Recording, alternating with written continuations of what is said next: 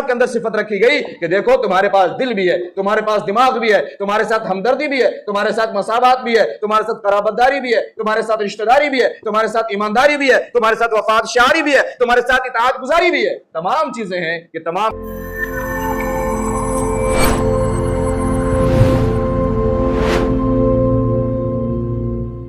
کو سمجھ کر کے اس کے مطابق دل اور دماغ سے صحیح فیصلہ لے کر کے کام کرنا، یہ تمہاری دنیا کو بھی اچھی بنائے گا، تمہارے میدان محشر میں تمہارے حساب و کتاب کو بھی آسان کرے گا، تمہارے دائنے ہاتھ میں تمہارے کامیابی کا پروانہ بھی ملے گا، اور پھر تمہیں ہمیشہ ہمیشہ کی جنت بھی ملے گی. اگر تم نے اس دل اور دماغ کا صحیح استعمال نہیں کیا، اگر اس میں غلط فیصلے کرتے رہے، غلط فطور لاتے رہے، اگر خواہشات سے اس کو مغلوب کر دیا، دلوں میں صرف دوسروں کے بارے میں بغض، کینہ، حسد، جلن، عداوت رکھتے رہے، دوسروں کی ناکامی چاہتے رہے، اس سے بجائے اس کے کہ اپنی کامیابی کی راہ تم ڈھونڈتے، یہ کرتے رہے، تمہاری دنیا بھی خراب ہوگی اور آخرت بھی خراب ہوگی، آخرت بھی خراب ہوگی. اور تیسری چیز اللہ نے جو فرشتوں کو نہیں عطا فرمائی وہ کیا جانتے ہیں؟ وہ تیسری چیز ہے پیٹ. فرشتوں کے پاس پیٹ نہیں ہے، یہ ہمارے پاس ہے. یہ صرف ایک بالشت کا پیٹ، آدھے فٹ کا، جو پوری دنیا کھائے جا رہے ہیں لیکن یہ بھرنے کا نام نہیں. کتنے کو ہم کاٹ کے کھا گئے، کتنے کو بھون کے کھا گئے، کتنے کو تل کے کھا گئے، جو من میں آیا سب کچھ کر کے کھا گئے، روکھا بھی کھا گئے، سوکھا بھی کھا گئے، تیل میں ڈبا کے بھی کھا گئے، مسالے میں فرائی کر کے بھی کھا گئے، حرام بھی کھا گئے، حلال بھی کھا گئے، لیکن کوئی فرق نہیں پڑتا، یہ بھرنے کا نام نہیں لیتی. ہم یہ سمجھتے ہیں کہ صرف یہ دیکھو کہ حلال ہے کہ نہیں، اور جیب میں مکمل رقم حرام کی بھری ہوئی ہے، ہم اسے کھا رہے ہیں، ہم سب حلال ڈھونڈ رہے ہیں، اس میں سب کھا کے ہم نے ختم کر دیا. یہ پیٹ، یہی وہ پیٹ ہے جس کی بدولت انسان ہر راستے پہ چل رہا ہے، ہر گناہ کی طرف چل رہا ہے، اور یہ بھرنے کا نام نہیں لیتی. یہ فرشتوں کے پاس نہیں ہے، یہ فرشتوں کے پاس نہیں ہے. فرشتوں کو اس بات کی ٹینشن نہیں ہے، ٹینشن تو انسانوں کو بھی نہیں ہے. اللہ نے بار بار وعدہ فرمایا، اللہ نے فرمایا وَمَا مِن دَابَّةٍ فِي الْأَرْضِ إِلَّا عَلَى اللَّهِ رِزْقُهَا. تم کیا سمجھتے ہو کہ انسان کو اللہ یوں ہی چھوڑ دے گا؟ انسان بھوکا رہے گا، انسان بھوکا مر جائے گا؟ اللہ وہ ہے جو زمین پر چلنے والے چوپاؤں کو بھی کھلاتا ہے، جانوروں کو بھی کھلاتا ہے، زمین میں رینگنے والے کیڑے اور مکوڑوں کو بھی روزی دیتا ہے. پھر ایسا کیسے ہو سکتا ہے کہ انسان کو اللہ تبارک و تعالی بھوکا سلائے اور انسان کو روزی نہ ملے؟ قرآن میں اللہ نے بار بار اس بات کا ذکر فرمایا، ان ربی یبسط الرزق لمن یشاء ویقدر، کہ اللہ جس سے چاہتا ہے رزق دیتا ہے اور جس سے چاہتا ہے نہیں دیتا. نہیں دینے میں اس بات کی نفی نہیں ہے کہ بالکل نہیں دیتا، یہ بھی قرآن کے اسلوب کو سمجھنے کی ضرورت ہے. اللہ یہ فرما رہے ہیں کہ رزق تو ہم سب کو دیتے ہیں، رزق سب کو میسر ہوتا ہے، روزی سب کو ملتی ہے، یعنی دنیا اور دنیا میں زندگی گزارنے کی ضروری چیزیں یہ سب کو عطا کی گئی ہے، سب کو ملتی ہے. لیکن اللہ جس سے چاہتا ہے فراوانی کے ساتھ عطا فرماتا ہے، اور اللہ جس سے چاہتا ہے اس سے روک روک کر کے تنگی کے ساتھ اس کی ضرورت کے مطابق عطا فرماتا ہے. یہ ہمارا پیٹ ہے، کچھ بھی کھا لو، لیکن یہ بھرنے کا نام نہیں، اس کے اندر صبر نہیں، اس کے اندر کوئی بالکل قرار نہیں ہے. اللہ نے یہ فرشتوں کو عطا نہیں فرمایا. یہی وہ تین چیزیں ہیں جو ہمیں فرشتوں سے الگ بناتی ہے، ہمیں ممتاز کرتی ہے. اور اگر ان تین چیزوں کا استعمال ہم نے صحیح راہ پہ کیا، درست طریقے سے کیا، اگر کھانے سے پہلے ہم نے یہ دیکھ لیا کہ یہ لقمہ حلال کا ہے یا حرام کا ہے،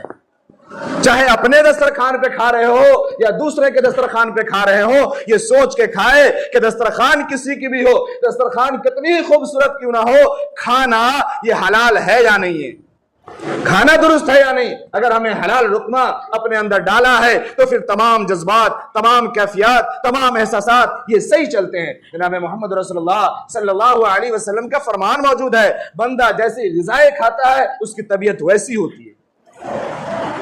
حرام غذا کھانے والے کو پھر نیکی کی توفیق نصیب نہیں ہوتی، پھر وہ اچھائی کی طرف نہیں آتا، پھر اس سے بھلائی کی راہ نظر نہیں آتی. یہ حرام گناہ کی نحوست ہے. اس لیے حلال کے فاقے اچھے ہیں، حلال کی نمک روٹی اچھی ہے، اور حلال کھا کر کے بندہ جب ایک بار سبحان اللہ بھی کہتا ہے، اللہ کے سامنے ایک سجدہ بھی کرتا ہے نا، پھر اللہ اسے بھی قبول فرماتے ہیں، اس کے صبر کی وجہ سے، اس کی قناعت کی وجہ سے، اس کی اطاعت کی وجہ سے. اس لیے ہم اپنے آپ کو اگر انسان کہلاتے ہیں تو انسانی صفت پیدا کریں، انسانوں والی زندگی گزارے. یہ جانوروں والی، بھیڑیوں والی زندگی گزارنے کی ضرورت نہیں ہے.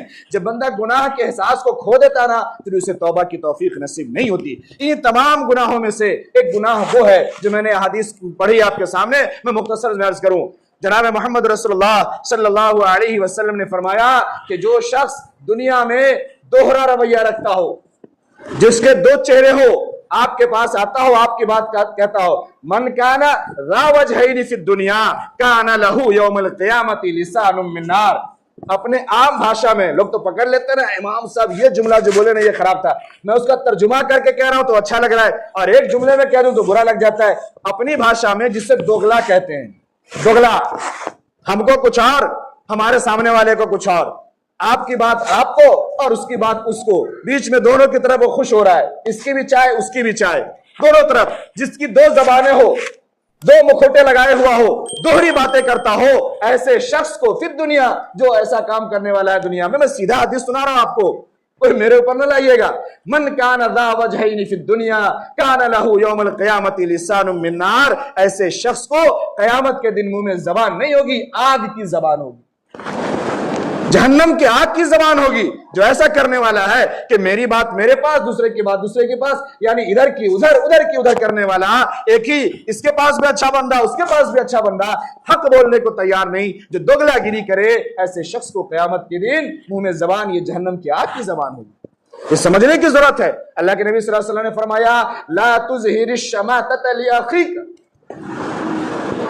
کہ اپنے بھائی کے کسی رنج پر, کسی غم پر, کسی مصیبت پر خوش مت ہو. فیرحمہ اللہ ویبتلیک, این ممکن ہے کہ اللہ تبارک و تعالیٰ اس پر رحم کر دے, اس کے دکھ ختم ہو جائیں, اس کی بیماریاں ختم ہو جائے, اس کی پریشانیاں ختم ہو جائے, اور تم اس میں گرفتار ہو جاؤ, تمہیں اس میں مبتلا کر دیا جائے. یہ ممکن ہے. اس لیے اپنی زبان کھولنے سے پہلے سوچو کہ کس کے بارے میں کیا کہہ رہے ہو. کسی کے رنج میں اور تم رنگ ڈال رہے ہو, یا صبر کا معاملہ کر رہے ہو اور اس کے لیے اچھائی چاہ رہے ہو. جناب محمد رسول اللہ صلی اللہ علیہ وسلم نے فرمایا سباب المومن فسوق وقتالہ کفر, کہ مومن کو گالی دینا, برا بھلا کہنا, یہ فسق ہے, یہ بڑا گناہ ہے, اور اس سے ناحق لڑائی جھگڑے کرنا اور اس کو مار دینا یہ تو کفر ہے. اور آج ہمارے یہاں جھوٹ بولنا یہ اتنا عام ہو چکا ہے کہ یہ برا رہ ہی نہیں گیا, اور گالی بولنا یہ اتنا عام ہو گیا ہے کہ یہ تو آج ہم اور ہماری نسل ثواب سمجھ کے کرتی ہے. اگر بغیر گالی کے ہم موبائل چلا لیں, اگر بغیر گالی کے دوستوں سے بات کر لیں, اگر بغیر گالی کے ہم کسی سے کوئی سامان لے لیں, تو اس پہ ہم اپنی توہین سمجھتے ہیں. ہم سمجھتے ہیں کہ پھر لوگ ہم کو سمجھے گا کہ یا تو یہ جاہل ہے, یا تو یہ غریب گھر کا ہے, یا تو بالکل کمزور طبقے کا, اس لیے اس کو بولنا نہیں آ رہا ہے. جو گالی سے بات کر لیتا ہے اس سے بولنا آتا ہے. گالی سے بولنے والے یہ تہذیب والے ہیں, پڑھے لکھے ہیں, وہ ہائی اسکول میں ہے, انٹر میں ہے, کوچنگ میں ہے, لائبریری جانے والا ہے.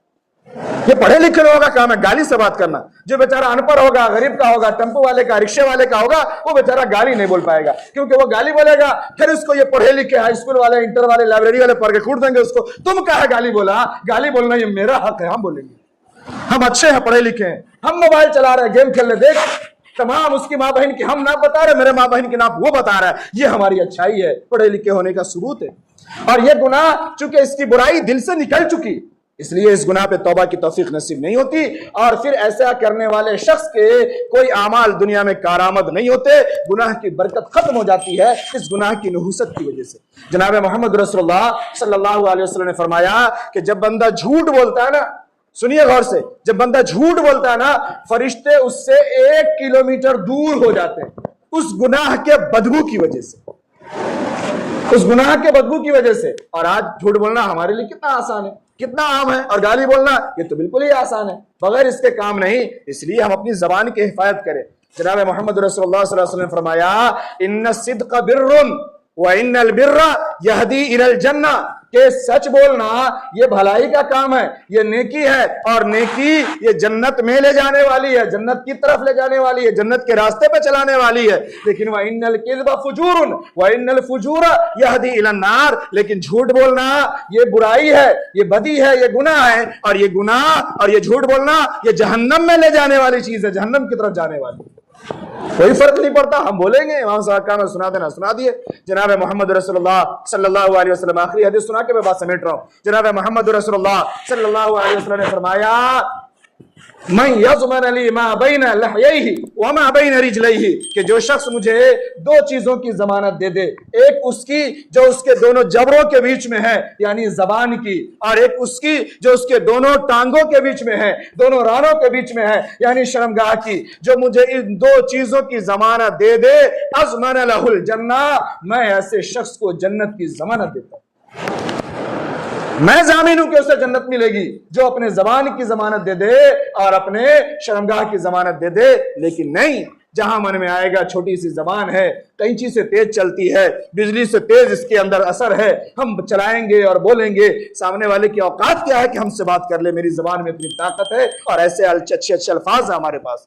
میرے محترم بزرگوں دوستو، اس کی نحوست اور اس کی قباحت سے دنیا میں بھی ایسے انسان تھپیڑے کھا رہے ہیں، ایسوں کی تباہی اور بربادی ہے، اچھے لوگ اس کے منہ نہیں لگتے، اچھی جگہ پر اسے کامیابی نصیب نہیں ہوتی، اور نہیں یہ دنیا میں آگے بڑھ پاتا، اور آخرت میں بھی اس کے لیے کوئی اچھی کامیابی کی دلیل نہیں ہے، وہاں بھی ناکامی اور رسوائی ملے گی۔ اس لیے میرے محترم بزرگوں دوستو، انسان ہیں ہم تو انسان بن کر کے زندگی گزارے، اپنے دل دماغ اور اپنے پیٹ کی حفاظت کرے اور اپنے زبان کی حفاظت کرے۔ فرمایا لسانہ جرم صغیر و جرمہ کبیر، کہ یہ لسان، یہ زبان جو ہے نا، یہ اس کی جسامت یہ بہت چھوٹی سی ہے، دیکھنے میں یہ زبان بہت تھوڑی سی ہے، بہت چھوٹی سی ہے، لیکن اس کا جرم جو ہے نا یہ بہت بڑا ہے۔ اس لیے اپنے زبان کے جرم سے ہم بچنے کی کوشش کریں، زبان کا صحیح استعمال کریں، چاہے چکھنے کے لیے ہو، چاہے کھانے کے لیے ہو، چاہے بولنے کے لیے ہو، جس طریقے جس کام کے لیے بھی ہو، یہ سوچ کر کے ہم زبان چلائیں کہ یہ صحیح ہے یا غلط ہے۔ دعا کریں کہ اللہ تبارک و تعالی ہم تمام کی حفاظت فرمائے، اللہ تبارک و تعالی گناہوں کو سمجھنے والا بنائے اور گناہوں سے بچ کر زندگی گزارنے کی توفیق نصیب فرمائے۔ جن کی سنتیں باقی ہے وہ ادا کر لیجیے۔